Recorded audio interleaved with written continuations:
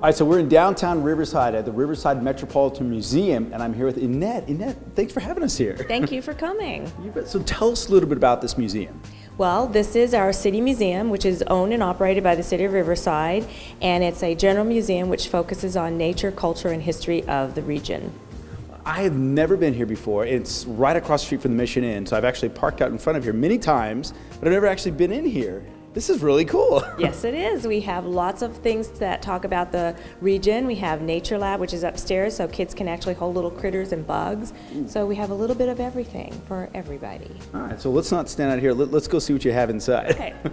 Well, we start here with our Cabinets of Curiosity, which focuses on how museums actually started collecting. So you have little jars of things, you have little items from different parts of the world, and this is an example of how, you know, museums started back in the day. Is that like a little lizard? It's a two-tailed lizard. And then we have a one-eyed cat, so just different things, and we call it Cabinets of Curiosity, and that's really what things were themed back then, because people were curious, that's why they collected. And then in here we go into what we call our permanent collection, or our permanent exhibits, which are here for about a year, and this year we're featuring an exhibit called Adornment.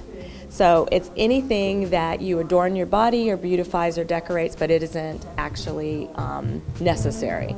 So in this gallery we start with our jeweled wall, which shows jewels. We have hairstyles that the local cosmetology at Riverside Community College put together, so it shows hairstyles throughout the ages. And then of course we talk about tattooing, which has been around for 5,300 years. So it's that's not, it, huh? Yeah, so it's not something that just started, you know, 10 years ago, but it's been around for a while. And it talks about the history of tattooing. This is our citrus history gallery. The region started with the orange industry. It was called the Second Gold Rush. So this gallery talks about the citrus history of the region. So we had the sun-kissed factory here. We had the orange groves, which this panorama depicts.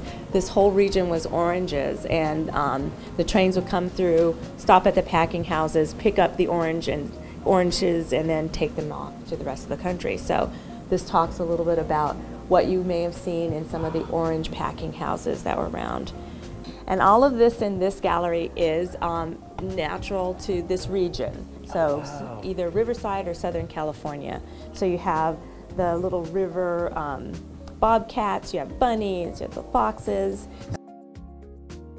What's that right there? This is our bighorn sheep, and again, to the region, you might find these in the mountainous areas of the region. And we have a little label here that explains something about it. We have the birds that are found in the region, and then our corner over here, which is really popular with kids, is our mountain lion. So you kind of can hear what... Wow. Okay, I'll see, okay, all right. These are examples of petroglyphs that you can find in the desert that were done by native peoples hundreds of years ago. So, and they depict the different kind of creatures that they found, and they carved into the side of the rocks. And then this is the museum kind of mascot. Yeah. This bear has been here for a long time, but again, it's an example of bears that you would find in the mountainous regions. It's your basic black bear. Now, how long has the museum been here? The museum started in 1968. This building was a post office, which was built in 1912. And then it became a police station, and then gifted to the city as a museum in 1966, and opened as a museum in 1968.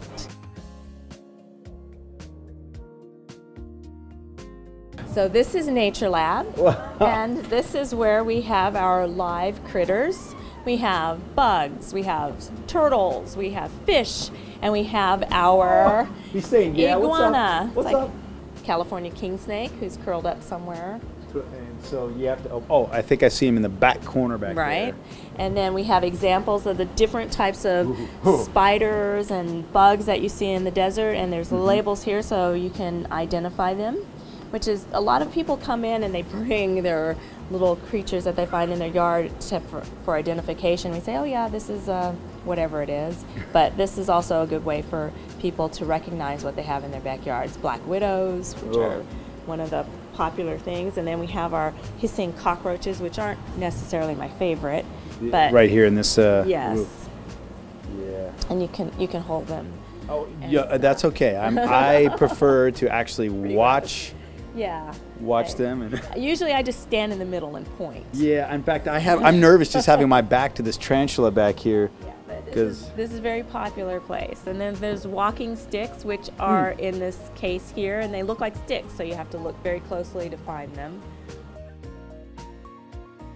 This is a king snake, but he's white and brown instead of brown with white markings. So he's rare, and he was donated to us by one of our local residents.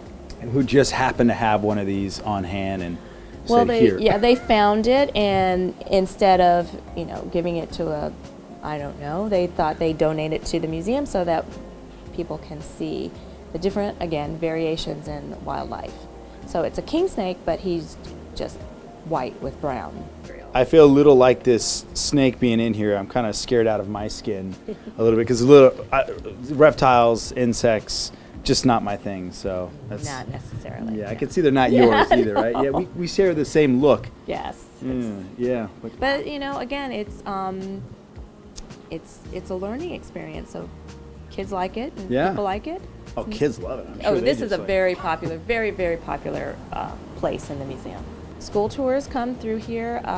They usually ask for specific tours, either natural history or culture, and this is part of it's one of their stops when they come through. Now, do you know of other places in the Inland Empire where you can come and see all this and handle hissing cockroaches if you choose? There are very few, but for Riverside, this is the only place. This is cool. Yes. Very unique. All right, give us that website one more time if people want to come down. It's riversideca.gov/museum. Awesome. Again, another jewel right here in the Inland Empire in Riverside. Thank you so much for having us out here. Coming out. You bet. I'm going to stay away from those cockroaches.